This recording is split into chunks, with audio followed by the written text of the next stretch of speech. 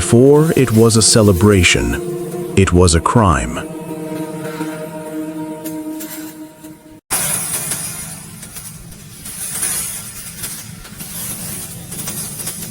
Before it was written on cards, it was written in fear. Before the world learned the phrase, "From your Valentine,"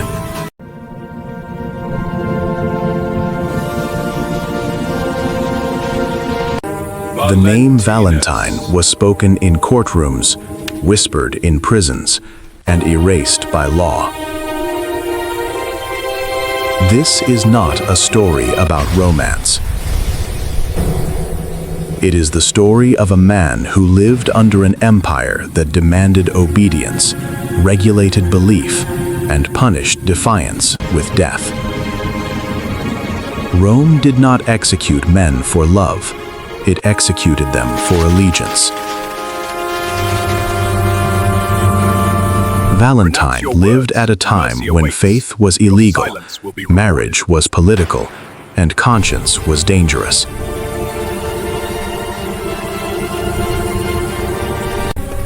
To act without permission was to challenge the state itself. He did not lead an army. He did not overthrow a government. He performed quiet acts that law could not tolerate. For that, he was imprisoned. For that, he was given a choice: submit or die. He chose neither silence nor survival. His death was meant to end his influence. Instead, it began a transformation no empire could control. A prisoner's letter survived longer than Roman law. A name survived longer than an emperor. A death outlived an empire. In the sight of God joined. To understand what Valentine became, you must first understand why Valentine was killed. There are names history remembers for their power, and names it remembers for their defiance.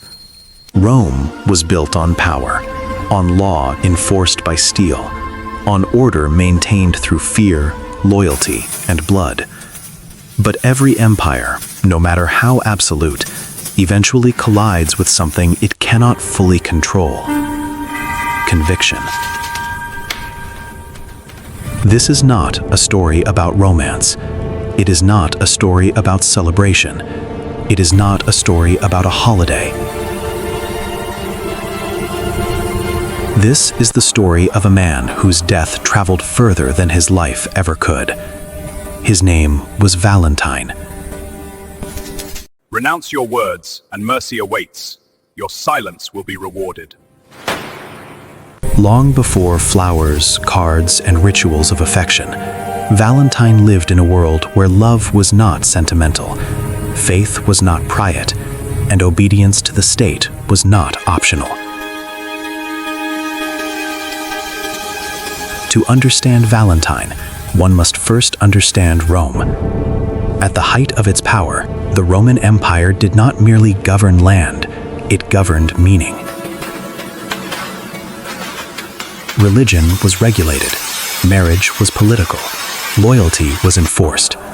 The emperor was not only ruler of the state, he was guardian of order, tradition, and the gods that justified both. Christianity at the time was not a religion of comfort. It was illegal, unlicensed, suspicious.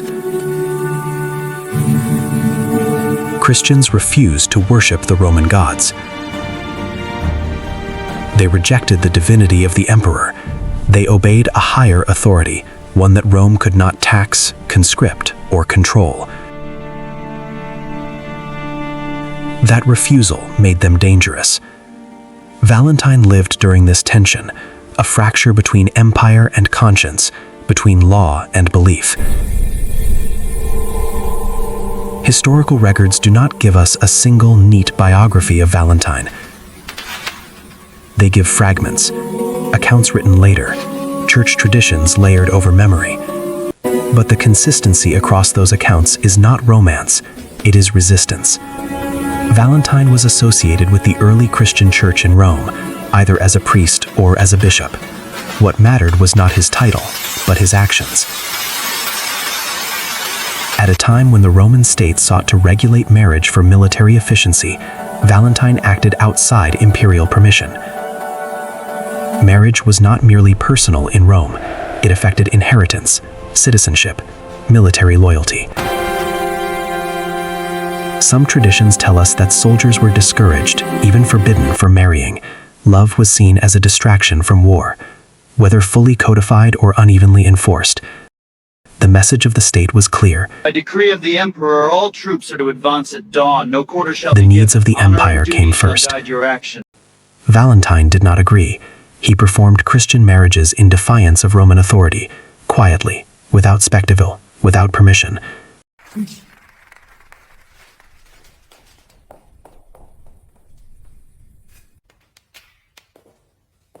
In doing so, he crossed three boundaries at once: the authority of the state, the religious order of Rome, You must go. and the emperor's control Be over safe. loyalty. Go with God. This was not romantic rebellion, it was civil disobedience rooted in faith. Eventually, Valentine was arrested. Rome did not execute people casually. Execution was a statement, a warning. Valentine was imprisoned, interrogated, pressured to renounce his faith. Some traditions say he healed the jailer's blind daughter, others say he converted members of the household. Whether literal or symbolic, the message remains the same. Even in confinement, his conviction did not collapse.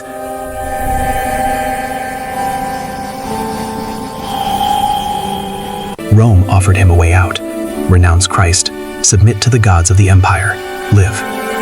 Renounce your words, and mercy awaits. Valentine Your refused. silence will be rewarded. In the year believed to be around 269 AD, under the reign of Emperor Claudius II, Valentine was executed, not for love, not for romance, but for allegiance. His death was meant to end a problem. Instead, it began a legacy. Even in the shadow of death, Valentine acted with quiet defiance and compassion. Imprisoned, he could have been consumed by fear, by isolation, by the inevitability of the executioner's blade. But instead, he reached beyond the walls of his cell. No letter from Valentine survives history. No parchment escaped the Roman prison to prove his final words. But memory survived where documents did not. Tradition tells of a final note written in the shadow of execution, not to a lover, not to a wife, but to the jailer's daughter, a young soul Valentine had guided in faith while awaiting death. It was not written to spark romance. It was written because silence would have been surrender, a farewell, an encouragement, a final act of pastoral care. He signed it simply, "From your Valentine." When the cell closed, the man disappeared, but the words did not. Over centuries, the signature remained, even as the sacrifice behind it faded from memory. What began as a witness of faith became a symbol of affection. And the world learned the words while forgetting the cost. Renounce your words, and mercy awaits. Your silence will be rewarded. Consider the weight of that phrase. Not a greeting card, not a ritual, not a celebration. A gesture born in confinement, in the face of imminent death.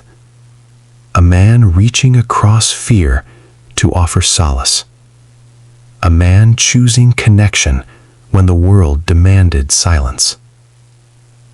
That letter, small and intimate, became a seed. Time, culture, and human desire transformed it. The phrase endured long after the cell was emptied, long after the executioner's shadow faded, long after the empire itself crumbled. It migrated through centuries, shifting meaning, from an act of care to a symbol of romantic devotion, from moral courage to societal ritual, from historical record to celebration of fleeting affection. And yet the truth behind it remains. the origin was not convenience. The origin was not commerce. It was choice. It was courage. It was faith. Even now, when the words appear on cards, letters, and candy boxes, they carry the echo of a man who defied authority to preserve human connection. The personal became cultural. The private became public. The act of conscience became a ritual repeated by millions, often without understanding its origin, often divorced from the cost, the context, the courage. Valentine's death is what history remembers.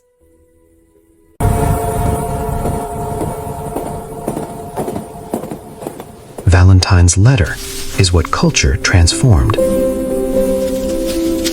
And in between lies the lesson rarely acknowledged. That small acts of care, even in the face of death, can ripple across time, shaping lives, rituals, and human imagination long after the one who wrote them is gone. From prison cell to the modern hand of affection, the phrase survives, a reminder that connection cannot be commanded, faith cannot be coerced, and courage leaves traces far heavier than law or time. And so, as his story traveled from Rome through church, empire, and culture, the man Valentine became legend, and his words, those few written in hope, defiance, and love, became immortal. Rome believed it had extinguished him. The blade fell. The law was enforced. The empire's order reaffirmed. But stories, like rivers, do not obey walls or swords. Valentine's story flowed into memory, first whispered among Christians, then recorded by scribes, copied in monasteries, spoken in churches, repeated in towns. He became a symbol, not of fleeting love, but of faith, courage, and resistance. The early church, fragile and hunted, needed stories that inspired loyalty beyond fear. Valentine was one of them. His act, small in the eyes of Rome, became monumental to believers. One man, standing firm, choosing conscience over convenience, God over emperor. Yet history, ever patient, did not leave him untouched by myth. Over centuries, fragments of fact mingled with imagination. Names were repeated, acts were exaggerated. His courage became legend, and legend became ritual. By the medieval period, Valentine's name was invoked in matters of the heart. It was not Rome or Christianity that dictated this shift, but culture itself, a human desire to mark devotion, connection, and choice. The martyr of the empire became a figure of affection. The man who died for conscience became the man celebrated in poems, songs, and letters. But we must not confuse what was with what became. The Valentine who performed marriages under threat of death is not the Valentine who sends a greeting card. The Valentine who healed, who endured, who defied, is not the Valentine who decorates a table with flowers. Time has transformed him, and yet the essence remains, if one looks closely. Courage, conviction, choice. Even governments over centuries recognize the narrative power of his story. In Rome, the law that once condemned him shifted. Christians became citizens, the church became an institution, and Valentine's death, once a warning, became a teaching. Power is temporary, conviction is remembered. Culture took the final step. Human beings, always seeking meaning, layered their own desires on his legacy. Valentine became associated with courtship, with devotion, with the small gestures of human attachment. Letters, tokens, poetry, and ritual, all gifts of the imagination, folded his story into everyday life. What began as resistance became celebration. What began as consequence became convention. And yet, Even in this transformation, the shadow of history remains. Every ritual of love carries the echo of courage. Every token, every poem, every gift is bound to a man who lived under law, under threat, and chose conscience over survival.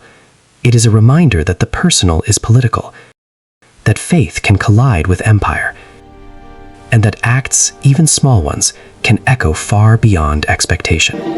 To observe Valentine today, one must look beyond the roses, beyond the cards, beyond the songs. One must remember the stone, the cell, the sword, the defiance. And in that remembrance, one sees the full measure of his life, not as a holiday, not as a sentiment, but as a human being, confronting authority, standing for belief, and leaving the world a story it could not erase. February 14 became Valentine's Day through a religious political substitution, later transformed by tradition and commerce. It is not demonic by origin, not purely religious in practice, not neutral in effect. It is a remembered Martyrs' Day, reshaped by culture and performance. It did not begin as demonic, but it also did not remain spiritually neutral. Valentine, or Valentinius, was martyred around mid-February, traditionally dated February 14. Early Christians marked the death dates of martyrs, not their birthdays. The Church often fixed feast days on the anniversary of death, seen as birth into eternity. So initially, February 14 was a martyr's remembrance day, not a romance celebration. This makes the origin religious, not romantic. In ancient Rome, before Christianity dominated, February 13-15 was associated with Lupercalia. Lupercalia was a fertility festival tied to Roman gods and civic identity, politically protected pagan tradition. When Christianity rose to power, the Church had two options: destroy pagan festivals outright, often caused rebellion; replace them with Christian meaning. The Church chose substitution, not confrontation. So, pagan fertility season and Christian martyr remembrance. This is religious political strategy, not demonic ritual. Much later, not in Valentine's lifetime. When did romance enter the story? Medieval Europe, 12th to 14th century. At this time, courtly love poetry became popular. People believed, incorrectly but poetically, that birds began mating in mid-February. Poets like Chaucer connected Valentine's feast, romantic pairing, seasonal symbolism. This is when February 14 becomes romantic in imagination, not theology. So romance entered through literature, seasonal symbolism, social storytelling, not church doctrine. February the 14th did not begin as a celebration of romance. It began as a remembrance of death. The Church fixed the day to honor a martyr, not to stage affection. But as empires shifted and cultures changed, meaning began to move. Poetry softened sacrifice. Tradition reshaped memory. And commerce eventually turned remembrance into performance. The date itself is not cursed, but it is crowded. Crowded with expectations. Crowded with symbols. Crowded with meanings Valentine himself never wrote. What remains is a question, not a command. Will love be remembered, or merely displayed? February already carried meaning long before Valentine's name was spoken in churches. The Roman festival of Lupercalia filled the streets with ritual, fertility rites, and unrestrained desire. It was a celebration of instinct over discipline, impulse over restraint. When Christianity spread, it faced an ancient question that faith has always wrestled with. Do you destroy culture, or do you absorb it? The Church chose transformation, or what appeared to be transformation. Valentine was declared a saint. A martyr was placed where a pagan ritual once stood. A name replaced a festival. But meanings do not disappear so easily. They evolve, they merge, they disguise themselves. Over centuries, the story changed.